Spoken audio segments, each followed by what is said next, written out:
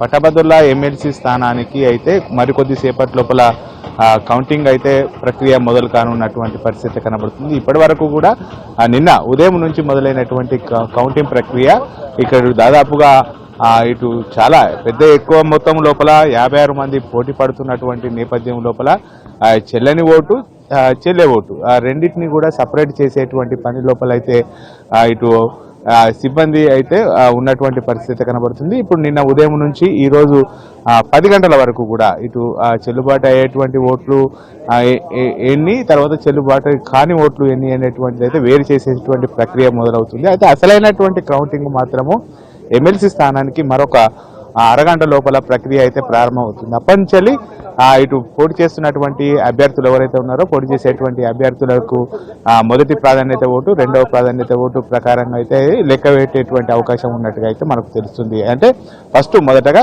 56 మంది యొక్క అభ్యర్థులను మొదటి ప్రాధాన్యత ఓట్లు ఎవరెవరికి వచ్చాయి అనేటువంటి కోణం లోపల ఇటు 56 బాక్సులు కూడా ఏర్పాటు చేసి ఆ వచ్చిన ఓటును ఆ బాక్స్ లోపల ఇటు వేసేటువంటి అవకాశం ఉంటుంది. అయితే మొత్తం ఇటు 56 మంది పోటీ చేస్తున్నా కానీ ఇటు త్రిముఖ పోరు అయితే నిన్నటి నుంచి కూడా అంటే మనకు వేరు చేసేటువంటి క్రమం లోపల ముఖ్యంగా ఇటు త్రిముఖ పోరు ఉండేటువంటి అవకాశమే ఉన్నట్టుగా అయితే తెలుస్తుంది. ముఖ్యంగా ఇటు కాంగ్రెస్ బలపరిచినటువంటి అభ్యర్థి నరేందర్ రెడ్డి, అదేవిధంగా బీజేపీ బలపరిచినటువంటి అభ్యర్థి అంజిరెడ్డి, తర్వాత బీఎస్పీ పార్టీ తరఫున ఇటు ఏదైతే బలపరిచినటువంటి అభ్యర్థి ఎవరైతే ఉన్నారో హరికృష్ణ, వీళ్ళ ముగ్గురు మధ్యలోనే ప్రధానమైనటువంటి పోటీ ఉన్నట్టుగా అయితే తెలుస్తుంది. అయితే ఇది మొత్తం కూడా ఉమ్మడి 4 జిల్లాల పరిధి లోపల ఉన్నటువంటి ఎన్నికలు కావడంతో ఒక్కొక్క జిల్లా లోపల ఒక్కొక్క విధంగా ట్రెండ్స్ మారుకుంటూ వస్తున్నటువంటి నేపథ్యం లోపల ఈ ముగ్గురు అభ్యర్థుల లోపల కూడా ఎవరికి స్పష్టమైనటువంటి అయితే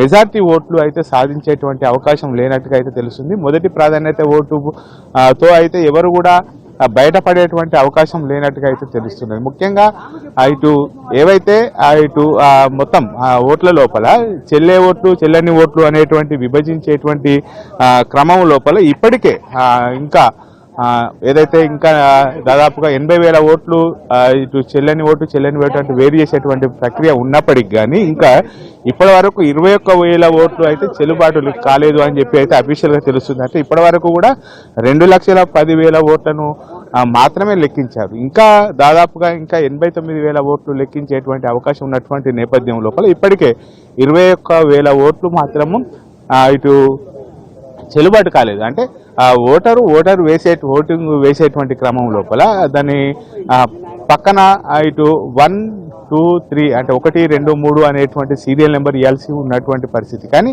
ఇటు ఎలక్షన్ కమిషన్ కానీ ఇటు అధికారులు కానీ ఎన్నికల అధికారులు కానీ ఓటు వేసేటువంటి క్రమం లోపల ఇటు సరి అయినటువంటి అవగాహన కల్పించకపోవడం వల్ల ఇటు 1 వేసేటువంటి బదులుగా ఇంగ్లీష్ లోపల ONE1 అని రాయడము, తర్వాత 01, 02, 03 అని చెప్పి రాయడం వల్ల అది చెల్లుబాటు కాకుండా పోతున్నది. అయితే ఇటు అంకె పక్క పండి 01, 02 వేసినటువంటి వాటిని కూడా వ్యాలిడ్గా ప్రకటించాలని చెప్పి ఇప్పటికే అభ్యర్థులు అయితే నిన్న ఒక అభ్యర్థన పెట్టడం కూడా జరిగింది. ఈ నేపథ్యం లోపల 01, 02 అనేటువంటి రాసినటువంటి వాటిని కూడా పరిగణలోకి తీసుకుంటున్నారు. ముఖ్యంగా ONE1 కానీ లేకపోతే ఇటు 1 అని చెప్పి రాయడం కానీ ఇట్లా కొంతమంది కూడా రాసినారు. అంటే పట్టభద్రుల ఎన్నికల లోపల దాదాపుగా ఇప్పటికే 21,000 ఓట్లు ఇన్వాల్యూడ్ అంటే చెల్లుబాటు కాకపోవడం అయితే ఇది పెద్ద ఎత్తున కూడా ఇటు అందరినీ కూడా ఆశ్చర్యానికి గురిచేస్తున్నటువంటి అంశం అని చెప్పుకోవచ్చు. నిన్న మంత్రి శ్రీధర్ బాబు కూడా ఇటు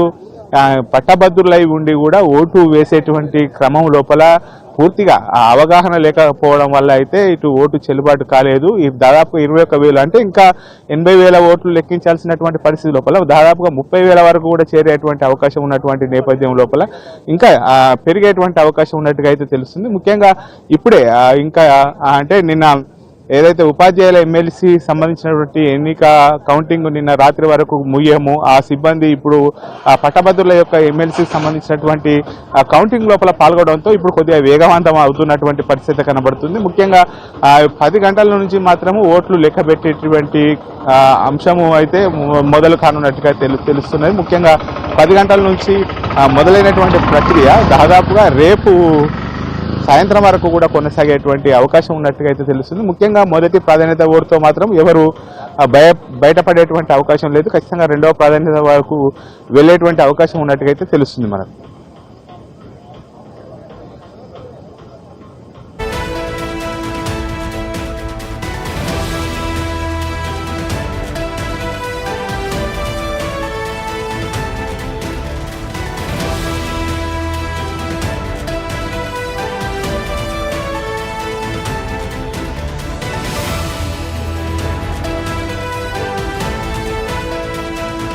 ఇక కరీంనగర్ గ్రాడ్యుయేట్ ఎమ్మెల్సీ ఎన్నిక ఉత్కంఠ రేపుతుందని చెప్పుకోవాలి. 40,000 ఓట్ల విభజన తర్వాత ఇటంతా ఓట్ల లెక్కింపు అయితే కొనసాగుతూనే ఉంది. మొదటి ప్రాధాన్యత ఓట్ల లెక్కింపు అయితే ప్రస్తుతం కొనసాగుతూ ఉంది. ఇప్పటి వరకు 2 లక్షల ఓట్ల విభజన అయితే జరిగింది.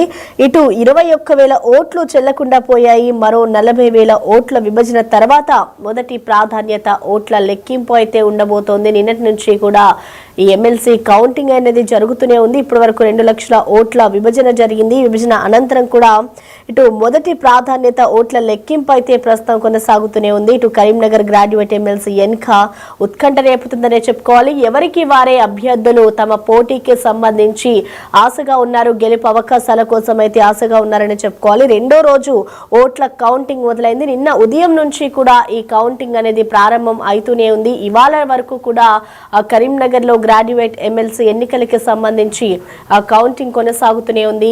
ఇప్పటి వరకు రెండో రౌండ్ కి సంబంధించి కూడా ఇప్పటి వరకు 2 లక్షల ఓట్లకి సంబంధించి విభజన చేస్తారు. ఇప్పుడు మొదటి ప్రాధాన్యత ఓట్ల లెక్కింపు అయితే కొనసాగుతూనే ఉంది. ఇటు కరీంనగర్ గ్రాడ్యుయేట్ ఎమ్మెల్సీ ఎన్నిక ఒక ఉత్కంఠ రేపుతుందనే చెప్పుకోవాలి. ఇటు కాంగ్రెస్ కానివచ్చు, బరిలో ఎవరైతే నిలిచారో వాళ్ళంతా కూడా గెలుపు అవకాశాల కోసం ఆశగా ఎదురు చూస్తూ ఉన్నారు. నిన్నటి నుంచి కూడా ఓట్ల లెక్కింపు ప్రక్రియ కొనసాగుతూనే ఉంది. ఇటు చెల్లిన ఓట్లను కానివచ్చు, చెల్లని ఓట్లను అధికారులు అక్కడ ఎవరైతే కౌంటింగ్ వచ్చిన అధికారులు ఉన్నారో వాళ్ళంతా కూడా సపరేట్ చేస్తూ ఉన్నారు. రెండో రోజు ఇటు ఓట్ల కౌంటింగ్ మొదలైందనే చెప్పుకోవాలి. ఇప్పటి వరకు పోలైన ఓట్ల సంఖ్య చూసుకుంటే గనక 2 లక్షల ఓట్లనైతే వాళ్ళు విభజించారు. అలాగే ఇటు 21,000 ఓట్లు అయితే చెల్లకుండా పోయాయి. కరీంనగర్ లో అయితే గ్రాడ్యుయేట్ ఎమ్మెల్సీ ఎన్నిక ఒక ఉత్కంఠ రేపుతోంది. అలాగే పట్టభద్రులు ఎవరైతే తమ ఓటు హక్కును వినియోగించుకుని ఉన్నారో వాళ్ళంతా కూడా అభ్యర్థికి ఓటు వేసి ఉన్నారు. అలాగే కొంతమంది గ్రాడ్యుయేట్ ఎమ్మెల్సీ ఎన్నికలకు సంబంధించి తమ ఓటు హక్కును వినియోగించుకోకుండా ఉన్నారు. అంటే చెల్లని ఓట్లు ఇన్ని వేల ఓట్లు వచ్చాయి అంటే మనం అర్థం చేసుకోవచ్చు అక్కడ ఎంతమంది గ్రాడ్యుయేట్ ఎమ్మెల్సీలకు సంబంధించిన ఓటింగ్ నిర్వహించలేదని చెప్పుకోవాలి. ఇటు రెండో రోజు అయితే ఆ ఓట్ల కౌంటింగ్ ప్రక్రియ అయితే మొదలైపోయింది. ఇప్పటి 2 లక్షల ఓట్లనైతే విభజించారు అక్కడ ఉన్న అధికారులు. నిన్నటి నుంచి కూడా ఈ ప్రక్రియ కొనసాగుతూనే ఉంది. ఇటు ఎన్నికల కౌంటింగ్ దగ్గర సిబ్బంది కూడా భారీ భద్రత నడుమ మధ్య ఈ ఎన్నికల కౌంటింగ్ అయితే కొనసాగుతుంది. చూడాలి అసలు ఎప్పటి వరకు ఈ ఎన్నికల కౌంటింగ్ కొనసాగుతూ ఉంటుంది. అలాగే ఇవాళ సాయంత్రం వరకు కూడా దీనికి సంబంధించి ఏమైనా వస్తుందా అనేది కూడా మనం చూడాలి. ఇటు మొదటి ప్రాధాన్యత ఓట్ల లెక్కింపు అయితే ప్రస్తుతం కొనసాగుతుంది. ఇటు మొదటి ప్రాధాన్యత ఓట్ల లెక్కింపు అనంతరం విజేత ఎవరు అనేది తెలుస్తుందా, లేదంటే మరొక రౌండ్ కి వెళ్తారా అనేది కూడా చూడాలి. అయితే దీనికంటే ముందు ఇటు దీనికి సంబంధించి